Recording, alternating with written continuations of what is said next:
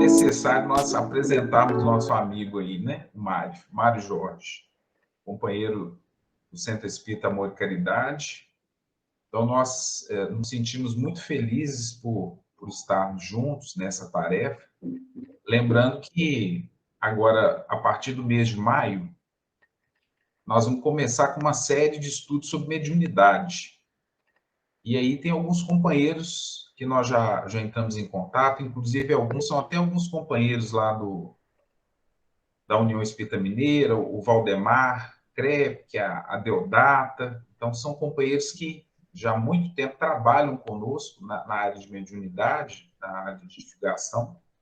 Então, fica o convite. Aí nós vamos estar divulgando nas próximas semanas as datas, os temas, né? Pedindo a Jesus amparo e proteção para cada um de nós. Então, vamos fazer a nossa prece. Senhor Jesus, queridos amigos espirituais, queridos amigos responsáveis pelos trabalhos desta manhã, que nesses instantes as vibrações de paz e de harmonia possam envolver a cada um de nós aqui presentes, encarnados e desencarnados. Que essas mesmas vibrações de paz e de harmonia possam ser levadas aos nossos lares, fortalecendo a cada um daqueles que lá se encontram.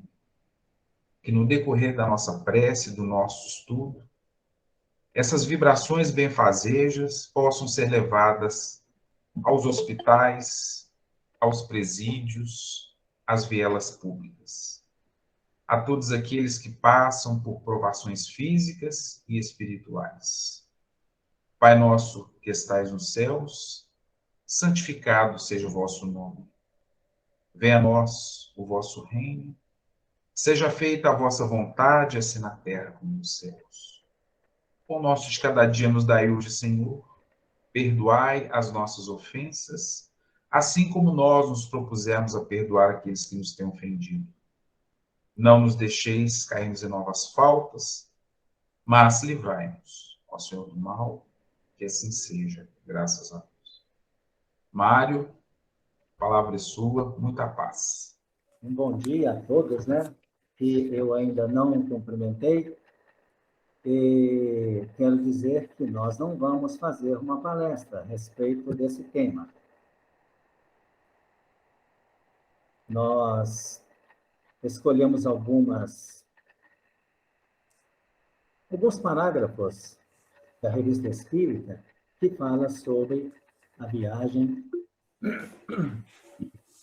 de Allan Kardec no ano de 1862.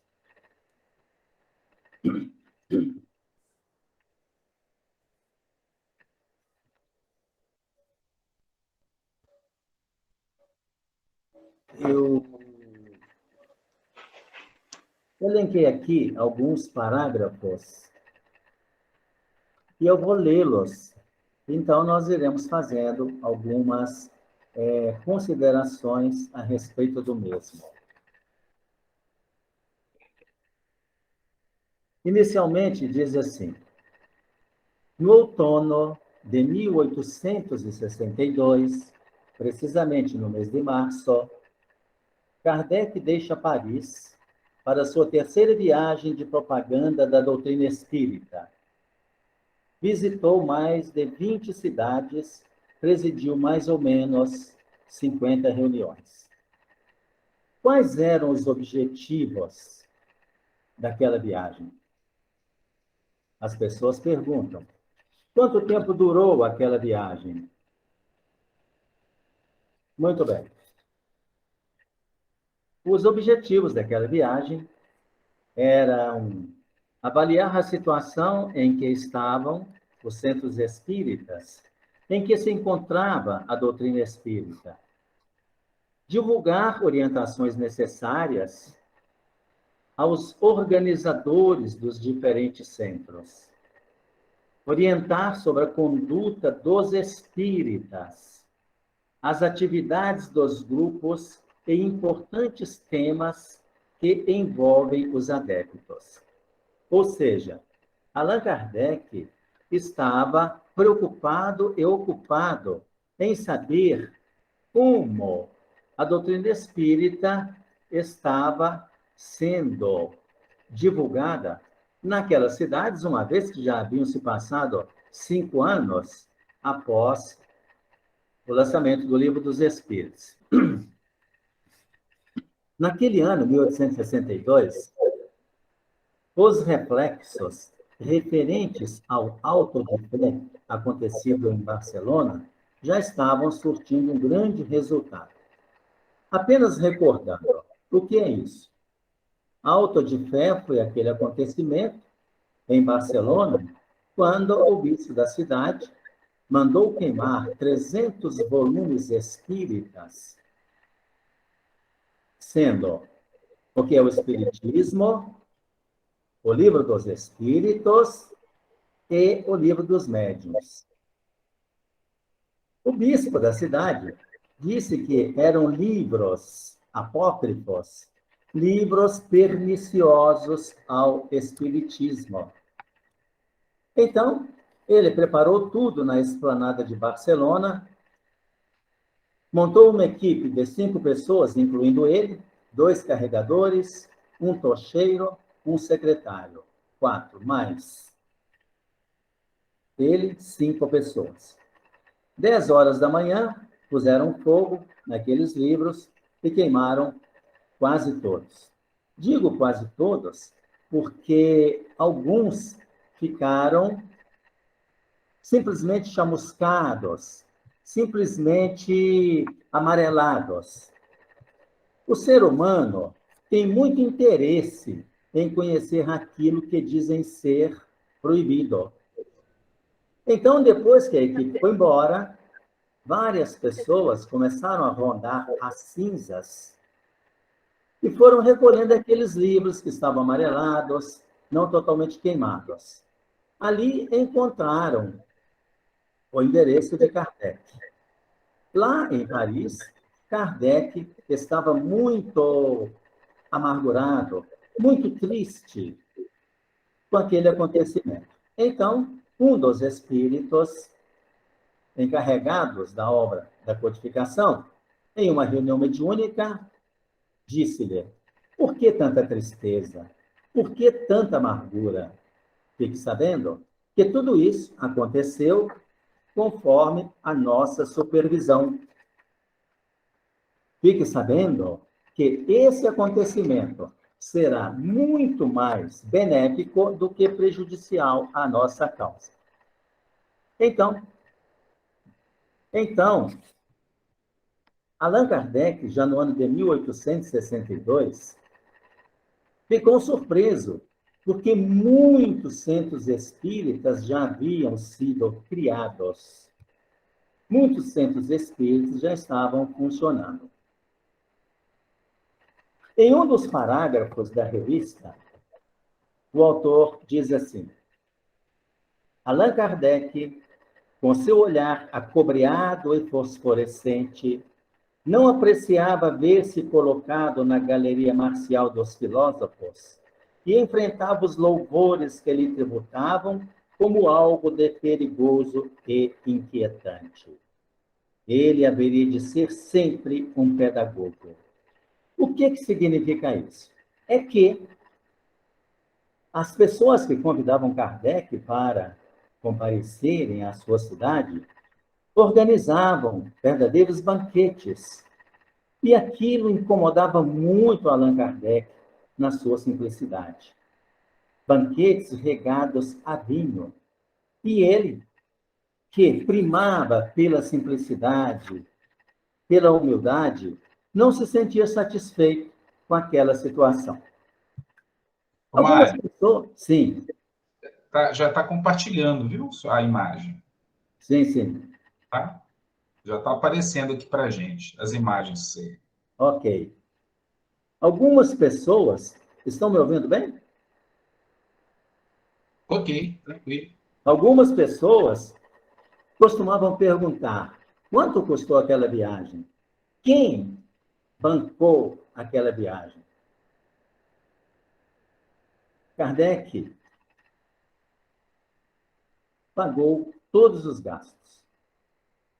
Kardec cobriu todos os gastos, tirando do seu próprio bolso, e também da venda de livros. Livros que ele mesmo havia produzido. Não livros espíritas, porque Kardec era um pedagogo, Kardec era um professor. E Kardec dizia: o objetivo da doutrina é varrer do homem e das instituições o egoísmo, implantando a caridade. Então, nós vemos aí que ele enfrentou as suas dificuldades, porque naquele tempo a situação não era mais fácil do que hoje. Diz lá assim: a viagem durou 6 semanas.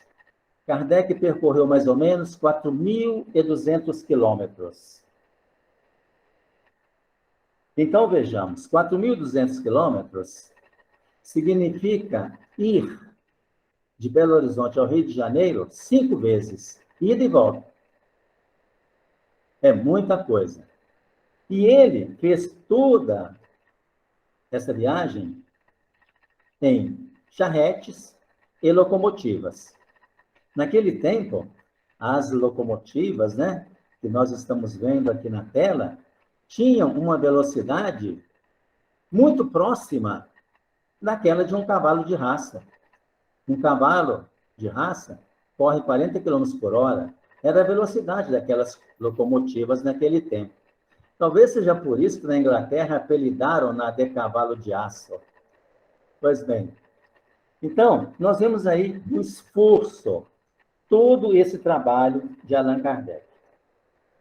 Kardec diz lá na revista que, em várias reuniões, encontrou médiuns poliglotas, mecânicos, desenhistas, pintores, etc. Então, vamos recordar um pouco aquilo que o Livro dos Médiuns nos diz. Principalmente com relação a médiuns poliglotas. É que alguns daqueles centros onde ele visitou, haviam reuniões nas quais o médium se apresentava ou se comunicava em uma língua que era diferente daquela que ele conhecia. Eu vou abrir mais um parênteses. Nós temos uma história muito interessante, contada pela Marta Antunes Moura, veio no Reformador há uns 20 anos atrás, mais ou menos, que é a seguinte.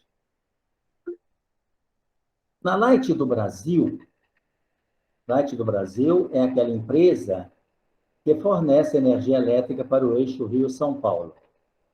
Certa feita, eles contrataram um rapaz que havia concluído o curso de engenharia elétrica. E como ele se saiu muito bem nos primeiros meses de trabalho, embora fosse recém-formado, a firma deu a ele um presente. O presente era fazer um curso na Alemanha de aperfeiçoamento totalmente gratuito. No dia da viagem, ele organizou a sua mala, foi para o aeroporto e entrou em um avião que ia para a França. Como eu tenho certeza que vocês não vão descobrir por que ele pegou um avião que ia para a França, eu já vou imediatamente dizendo. É que havia um casal, amigo da família, que morava na França. Quando eles ficaram sabendo daquele acontecimento, falaram com o rapaz: venha para a nossa casa, hospede-se em nosso lar. Você não terá nenhuma despesa e todos ficaremos satisfeitos. Assim ele fez. Foi para a França, hospedou-se na casa daqueles amigos, que ficava perto da fronteira com a Alemanha. Todo dia de manhã ele viajava 1 hora de trem. Atravessava a fronteira, chegava na cidade alemã, participava das aulas, de tarde, 1 hora de trem, voltava para casa.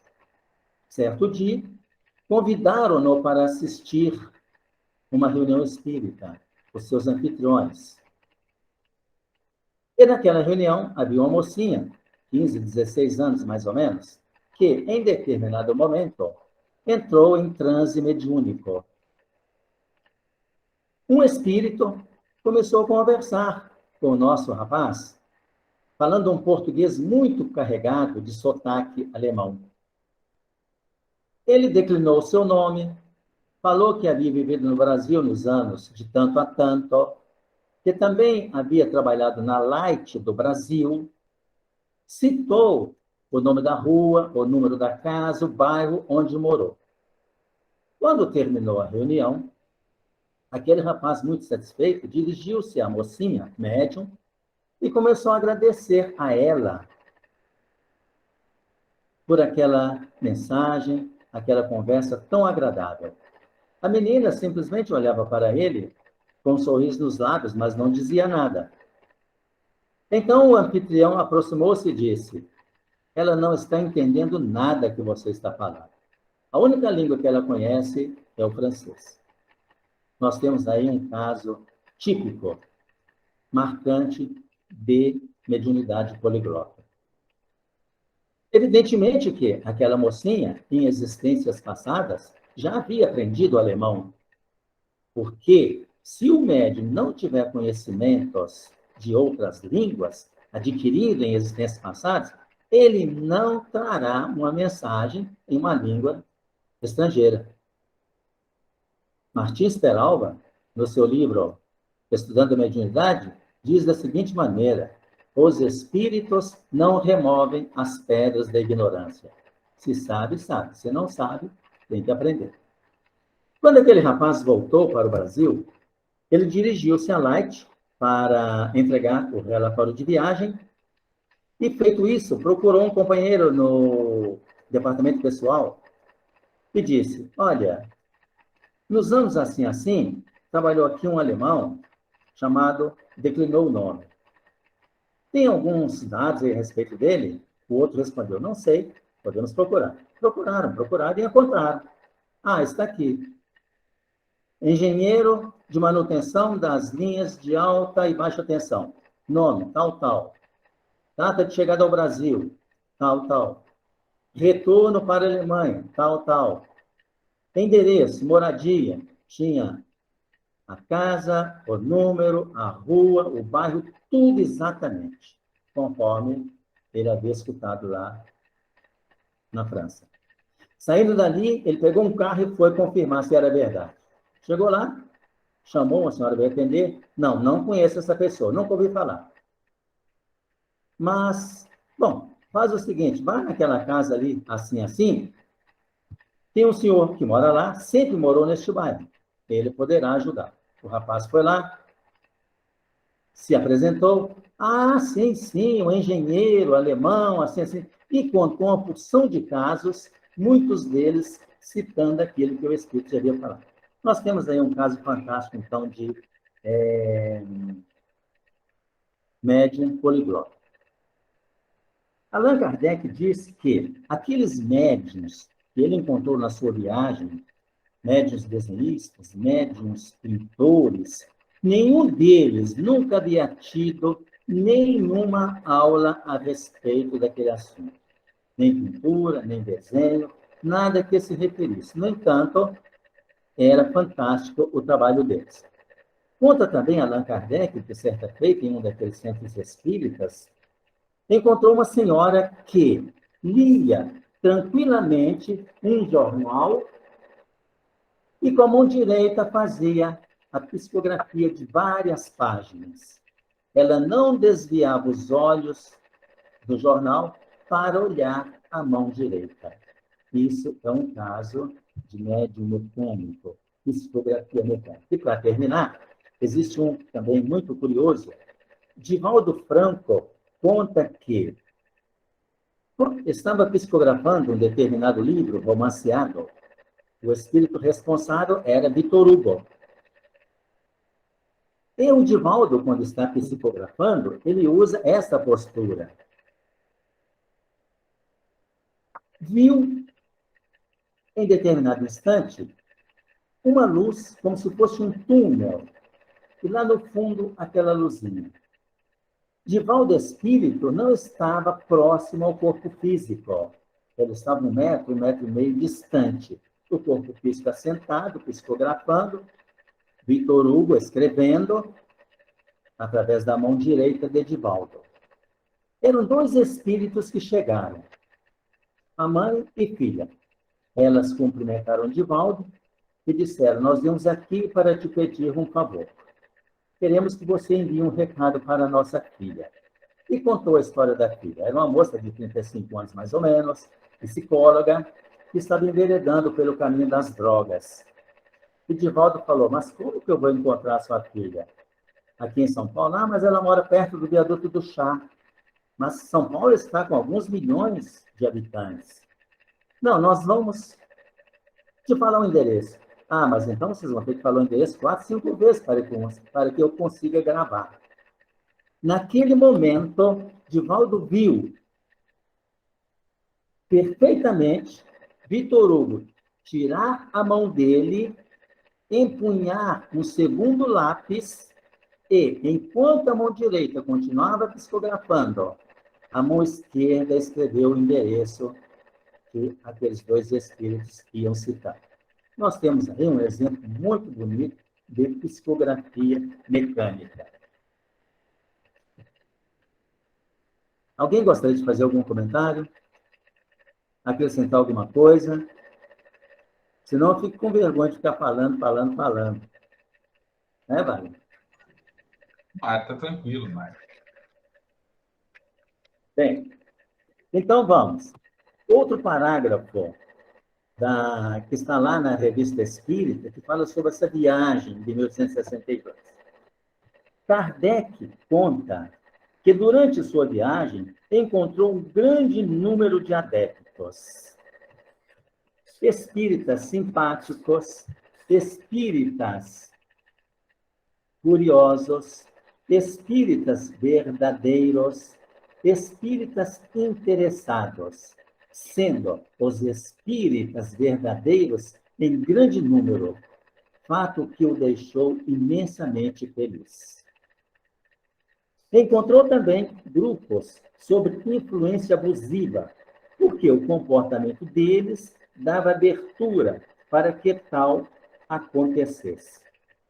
Então, nós vemos aí que é muito importante o comportamento nosso como espíritos, dentro do centro e fora do centro. Eu me lembro de Emmanuel, em uma de suas páginas, ele diz assim: se escolheste o espiritismo por norma de conduta, não lhe negues fidelidade. Então, nós temos que ficar muito atentos, porque, como ele fala aqui, haviam alguns grupos espíritas sob influência abusiva. Os espíritos menos evoluídos que procuram, ou espíritos igual nós, que procuram nos incomodar, é porque nós damos brecha. É por isso que no Evangelho segundo o Espiritismo tem aquela frase que diz: não se oferece pérolas aos porcos, porque aquilo não tem interesse para eles. Mas se oferecermos uma vasilha com milho, obviamente que eles vão querer, vão aceitar. Então, se os nossos pensamentos, as nossas atitudes estão equilibradas, se estamos nos esforçando por vivenciar os ensinamentos que Jesus nos trouxe, evidentemente estaremos sempre trazendo para junto de nós boas companhias. Mais à frente, diz assim: Kardec faz referência a certas publicações depreciativas, agradecendo pela aprovação de muitos quanto ao seu silêncio. Eu vou reler isso aqui bem devagar. Kardec faz referência a certas publicações depreciativas, agradecendo pela aprovação de muitos quanto ao seu silêncio. O que é isso? É que, naquele período, Kardec estava recebendo muitas críticas Inclusive, existe um fato na revista intitulado A Carta dos Espíritas de Paris. Não na Revista Espírita, em uma outra publicação fora do ano 1862. É que um determinado jornal escreveu um artigo criticando o Espiritismo e também Allan Kardec de forma assintosa. Alguns espíritas de Paris ficaram insatisfeitos com aquela situação, escreveram uma carta e mandaram para Kardec. No final da carta, eles perguntavam: e agora, mestre, como nos defenderemos? De viva voz ou nos tribunais? Kardec respondeu: nós nos defenderemos única e exclusivamente através do silêncio. Se o Espiritismo não houvesse progredido tanto em tão pouco tempo, não estaria incomodando tanto a tantas pessoas. Isso tem tudo a ver com o silêncio dele. Só isso. Ele disse apenas isso e não tocou mais no assunto. Então, ele agradecia pela aprovação de muitos quanto ao seu silêncio. Em uma outra oportunidade, quando desencarnou Ernesto Renan foi um filósofo francês. Ele, na época de Kardec, eles eram contemporâneos. Ernesto Renan era escritor, professor, membro da Academia Francesa de Letras. Ele passou 30 anos aproximadamente estudando sobre Jesus e sobre os apóstolos. No final, escreveu dois livros muito interessantes. Um falando sobre Jesus, dividido em 2 tomos, e outro falando sobre os apóstolos e seus atos. Quando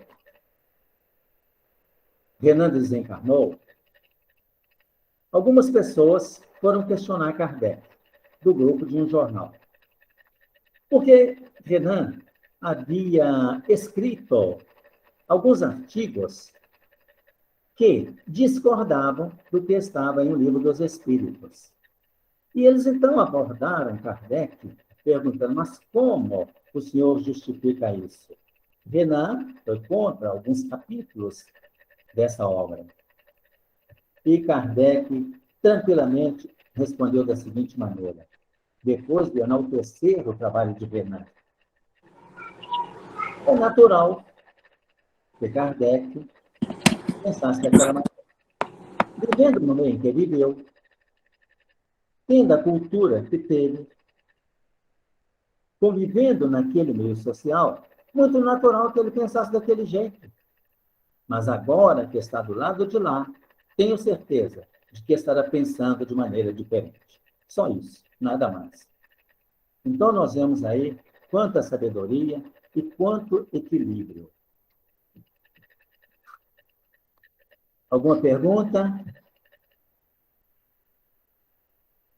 Ô Mário, Uma coisa? Sim, Wagner. eu estou aqui pensando aqui, você comentou a respeito desse percurso que Kardec fez, né? Mais de 4.000 quilômetros. Imaginando que a área territorial da França, dos países da Europa, são extremamente pequenos, né? São muito pequenos. Não sei se todo mundo concorda, ele andou muito, né? Ele fez uma trajetória muito interessante no sentido de visitar essas comunidades, esses centros aí, né? Então, é só mesmo para a gente começar, porque muitas vezes a gente fala 4.000 quilômetros dentro do Brasil, né, Mário? Que é um país continental, né? Mas quando a gente fala 4.000 quilômetros dentro da França, dentro daqueles países, né, ali próximos que estão ali, realmente é andar muito, né? E vamos imaginar se Kardec tivesse a oportunidade de ter acesso à tecnologia que a gente tem hoje em Mário. Exatamente. Nossa, mano. Exatamente.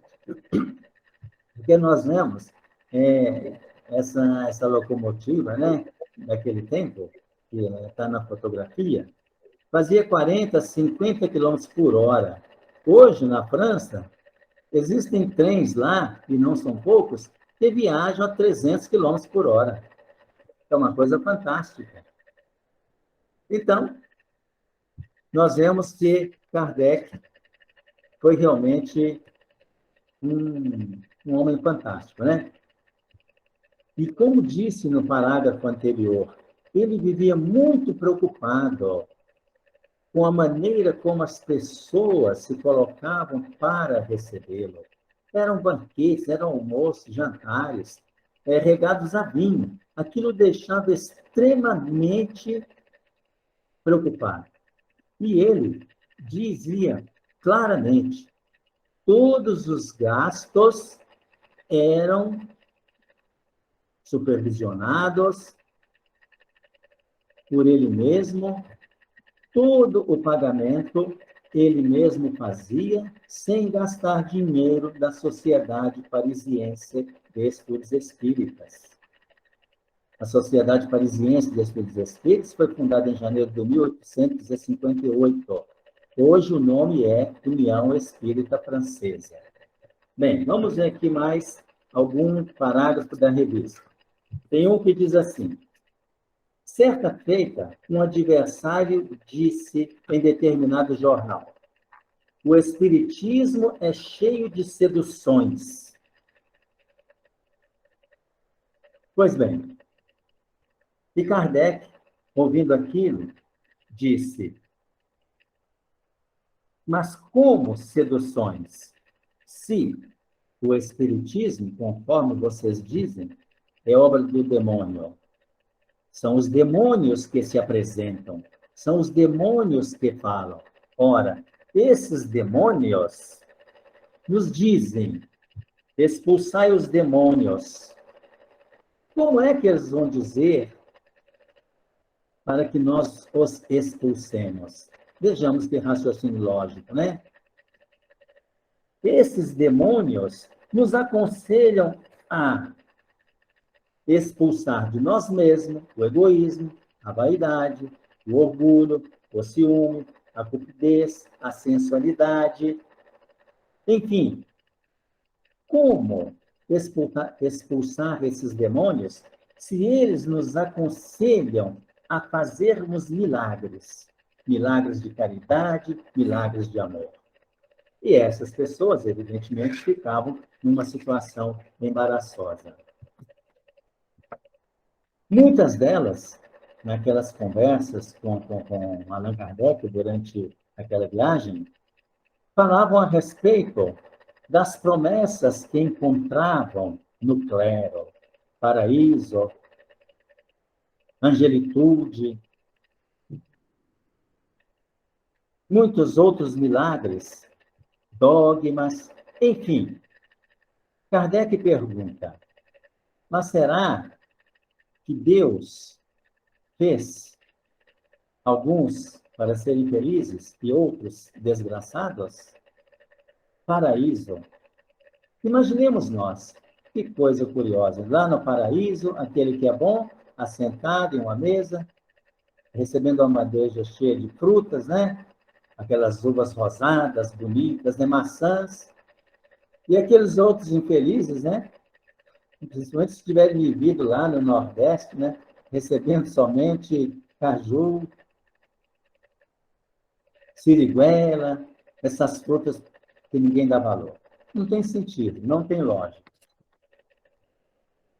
Kardec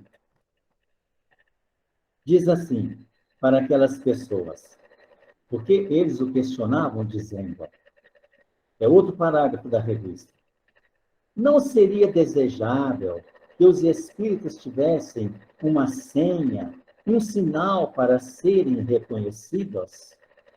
E Kardec responde com aquele ensinamento que está no Evangelho segundo o Espiritismo: os meus discípulos serão reconhecidos por muitos se amarem.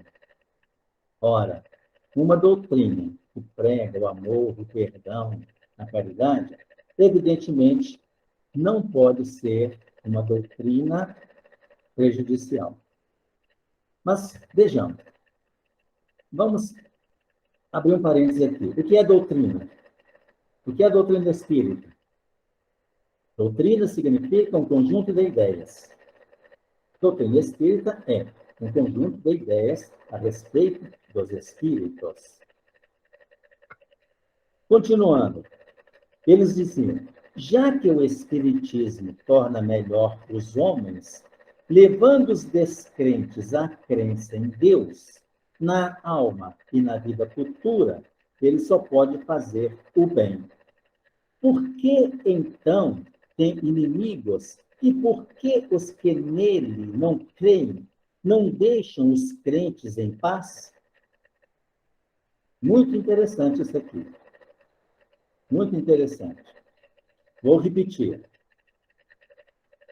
Não seria desejável que os espíritos tivessem uma senha, um sinal para serem reconhecidos?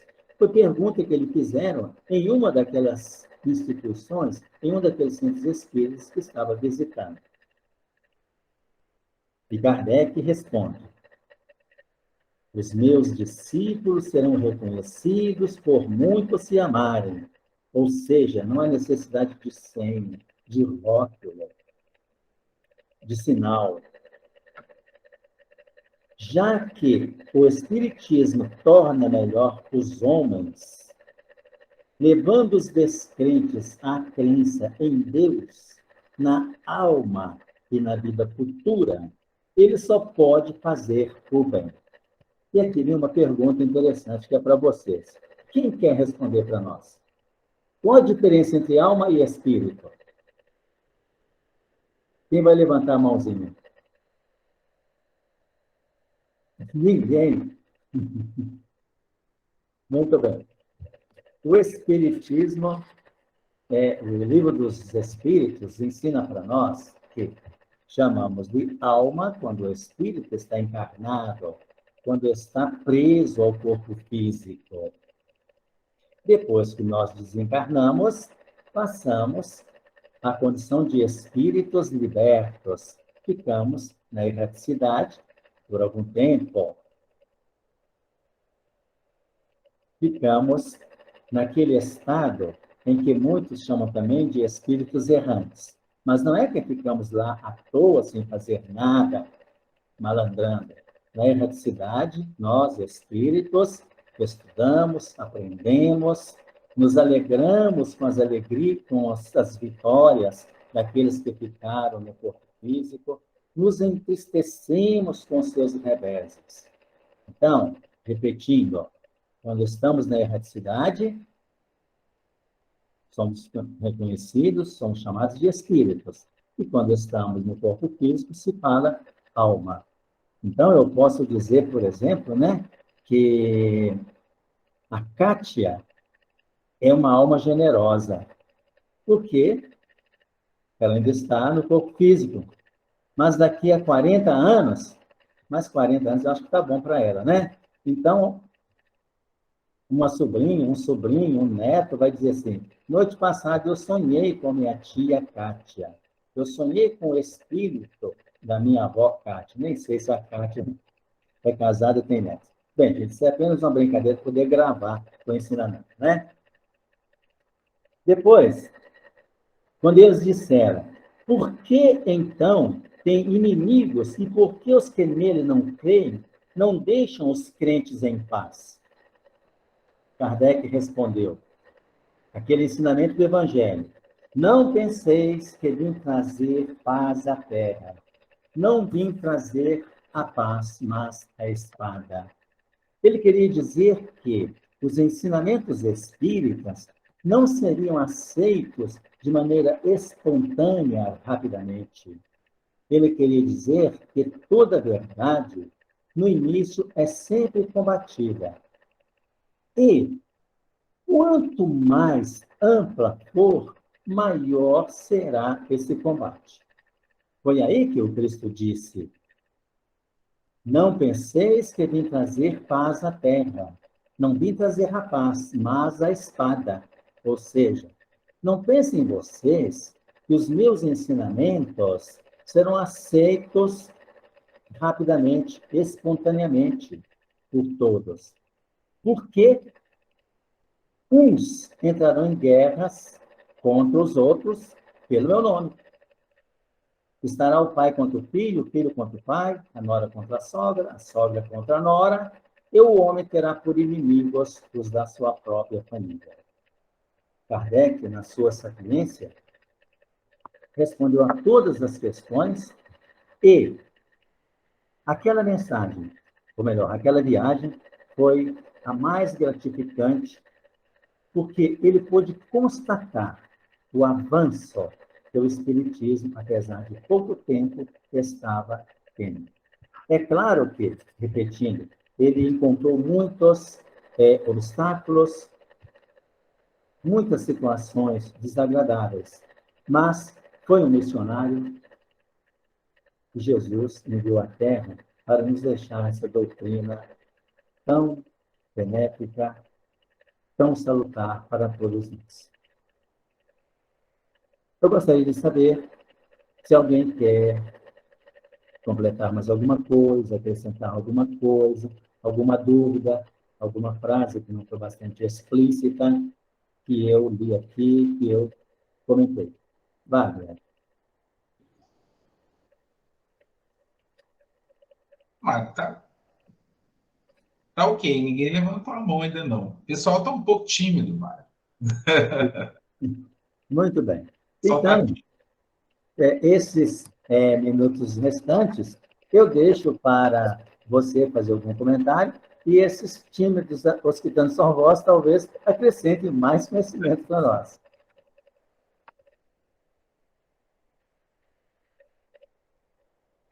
Muito obrigado, Wagner. Mário, ontem nós postamos no nosso grupo de estudos um trabalho que foi feito lá pelo nosso companheiro Eugênio Eustáquio. Não sei se você chegou a ver lá no grupo. Não vi. E ele vai falar sobre as questões, exatamente o que favoreceu o Kardec nesse processo de divulgação. Eu achei muito interessante porque ele trouxe, e nós normalmente não pensamos muito sobre isso. Para que a doutrina espírita pudesse chegar no ponto em que ela chegou, uma série de pressupostos tiveram que ser trabalhados, né? Porque até então, coisas simples como a tipografia, a edição de livros, isso, quando a doutrina chega na face da Terra, essa base inicial tinha que estar por aí para que pudesse ser divulgada. E o Eugênio ele vai falar exatamente sobre esse trabalho espiritual no sentido do desenvolvimento do telefone mais à frente, das primeiras comunicações, analógicas ainda, mas a comunicação, e mostrou nós hoje, né, a responsabilidade nossa hoje no sentido da divulgação, mas agora nós temos uma preocupação, porque Kardec tinha as dificuldades naturais, mas naturalmente ele já tinha aquela ética espírita, que a gente percebe em todo o seu trabalho, o cuidado com a pureza doutrinária. E nós hoje, que temos tudo nas nossas mãos, lembrando aí dessas viagens que Kardec fez, nós vamos ter que repensar o que nós vamos falar, né Mário? Pensar muito, porque agora está muito fácil a divulgação. Então, sabemos que a maior caridade que nós podemos ter para com a doutrina é a sua divulgação, mas a divulgação verdadeira, né? Ter a verdade como uma proposta. Então, quando nós vemos Kardec lá com o projeto 1857 e posteriormente as viagens de 1862 para frente, né? Nós já vamos começar a perceber a preocupação de Kardec com a divulgação correta com a doutrina espírita. Então, nós, assim, agradecemos muito, né, a você por esse carinho de ter trazido para a gente essas informações, mas a gente percebe o cuidado de Kardec com as sociedades que começaram a desenvolver. Odilon, ele no trabalho, né, espiritual, ele nos diz assim, que o desinteresse na Terra é tão raro que quando a gente observa, a gente pode achar estranho, né? E aí nós temos que entender que nós precisamos divulgar a doutrina espírita com o interesse primeiro de propagar, né, as informações, mas não tirar proveito com isso. Igual a gente tem que ter, porque hoje nós estamos nesses modismos aí de inscritos, né, tem os canais, então nós temos o espírita verdadeiro, ele tem que ter muito cuidado, que o nosso objetivo primeiro é a divulgação das mensagens.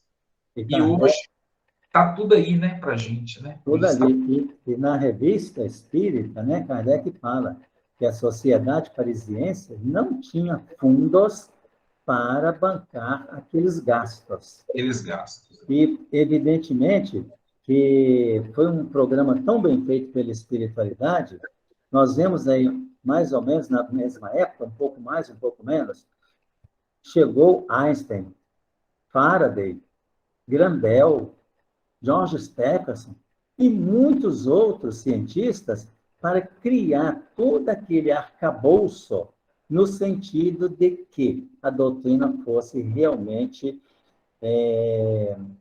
espargida em todas as direções. Em o livro Árdua Ascensão, do Victor Hugo, psicografia do Divaldo, tem um capítulo intitulado O Porquê do Espiritismo no Brasil. Muito interessante. E aí nós vemos, né, a razão de essa doutrina ter vindo para o Brasil, um país jovem, que não tinha aqueles débitos kármicos no sentido assim global, conforme outros países da Europa, da América do Norte ou América do Sul. Wagner, muito obrigado pela oportunidade e, da próxima vez, eu pretendo fazer um trabalho melhor. Marquinhos, nós é que agradecemos. Lembrando também na semana passada, nós falamos um pouco sobre Bezerra de Menezes, né? Breves traços de Bezerra de Menezes. E aí, muito similar às questões relativas a Kardec, nós vamos ver a dificuldade de Bezerra de Menezes sendo inserido num período em que ainda se observava, por exemplo, a escravidão no Brasil. Então, nós vamos perceber que esses companheiros vieram em períodos da humanidade que estava muito enraizada o preconceito, as diferenças raciais. Então, vamos pensar como que foi difícil, né? Numa das comunicações, alguns anos atrás, não sei se a dona Maria Helena lembra disso, Francisco, ele nos trouxe uma pequena mensagem relatando exatamente as dificuldades de ir até os doentes, de levar a mensagem da doutrina por charretes, exatamente o que você colocou lá, né? Por charretes, por cavalo. Agora, hoje, nós já temos o Uber, né? Que nos leva por aí, tem um carro, temos essa mensagem que é: nós estamos aqui todos reunidos e estamos juntos e, ao mesmo tempo, longe, né? Então, isso, nós precisamos entender que essa proposta, ela é muito importante e que os nossos companheiros lá atrás tiveram muitas dificuldades, no sentido de divulgar, e dificuldades básicas, que é a questão do trabalho em si, do livro, da informação, de chegar até os companheiros. Então, Mário, nós agradecemos, viu, a sua participação. Wagner, mas você me fez lembrar outra coisa interessante, falando de Bezerra. Com toda essa dificuldade que ele teve, nós nos lembramos que na época de Jesus, ele prometeu que daria metade dos seus bens aos pobres. E como Bezerra de Menezes, ele doou tudo. Os seus últimos dias de vida foi em cima de uma cama de ferro, num quarto simples, humilde, que continha a cama e uma cadeira, apenas. Então, nós vemos que figura fantástica, né?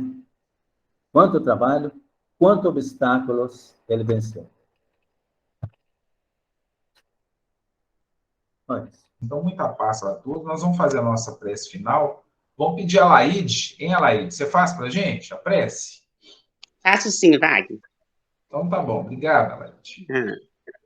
Senhor Jesus, Mestre amado de luz, queremos agradecer, Senhor, por esse banquete espiritual que nos trouxe o nosso amigo Mário Jorge.